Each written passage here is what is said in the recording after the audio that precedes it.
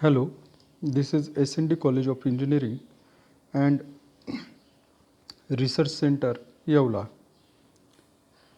I am Chaudhary Vivek Sitaram from first year Engineering Department.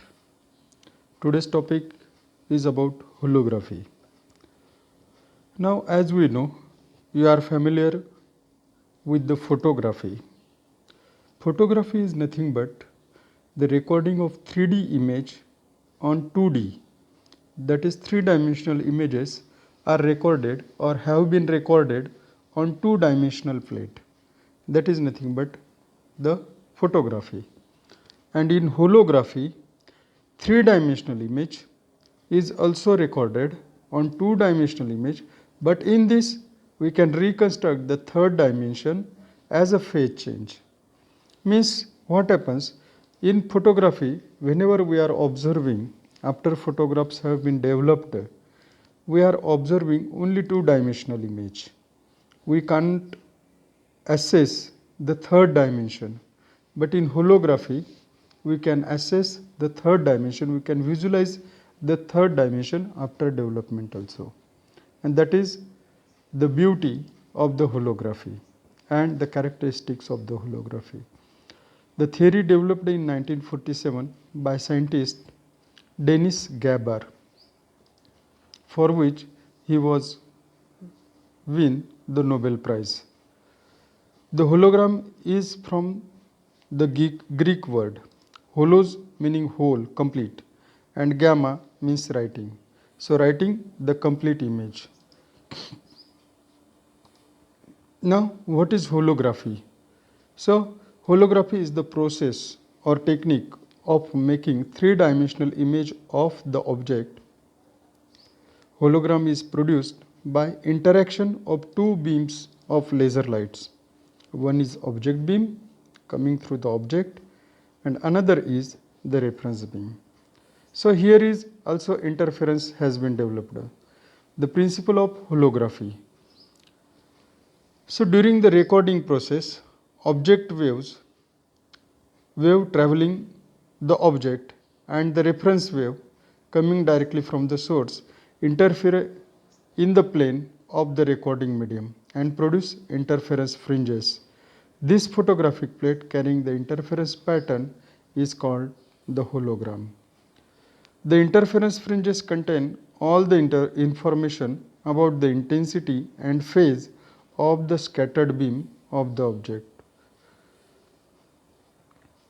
In the reconstruction process, the hologram acts as a diffraction grating. This is illuminated by a wave called the construction wave. In most cases, this is similar to the reference wave used for recording the hologram, and the image of the object is reconstructed from the hologram. Now, if you are observing over here, this is for construction of the hologram. Now here the beam splitter is used. Initially the laser beam is allowed to fall on a beam splitter. So in beam splitter, so you can observe over here the 50-50 beam splitter is there.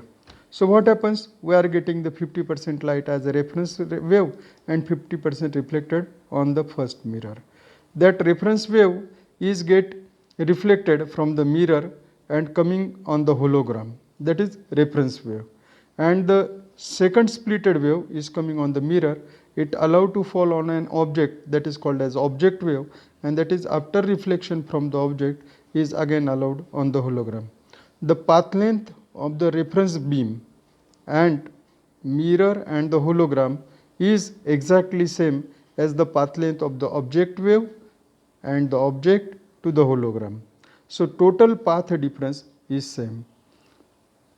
So here need for the construction hologram we need a laser because it is a monochromatic, coherent and directive beam, highly directive beam.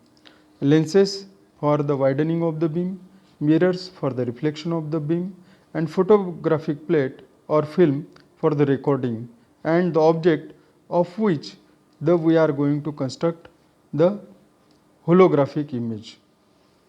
Beam splitter separates the laser light into two beams, reference beam and object beam. Reference beam aimed at a piece of holographic film by mirrors. Object beam directed at object to be recorded to illuminate object and then meets reference beam at film. Produces interference pattern of object beam and reference beam which is recorded. Film is developed and this is called hologram. This hologram contains all the information about the intensity and phases of the scattered wave from the object. Now at the time of reconstruction, to view the image, the hologram is again illuminated with another laser beam called the reconstruction beam, which is at the same angle as reference beam. Hologram act as a diffraction grating. This form a real image in front of hologram and virtual image behind the hologram. Just like in this figure, when we are allowing laser beam light by directly on a mirror, then it is get from mirror it is get reflected and we are allowed that light on a hologram.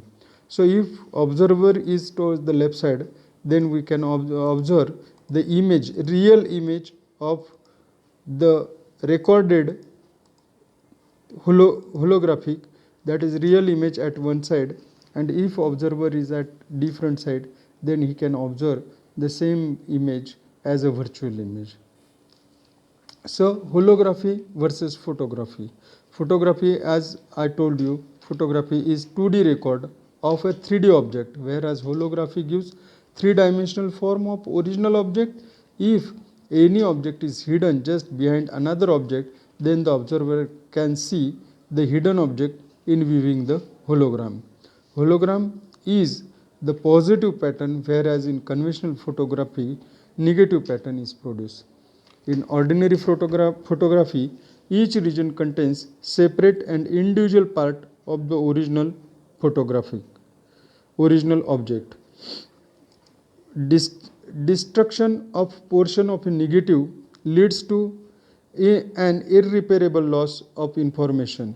If we tear a photographic image of original photographic film of original constructed, then there is a loss of image. But for an hologram, destruction of part of hologram does not causes a loss of information about the object. Each separate fragment is capable of producing image with reduced clarity. Now applications of holography. Holographic interferometry.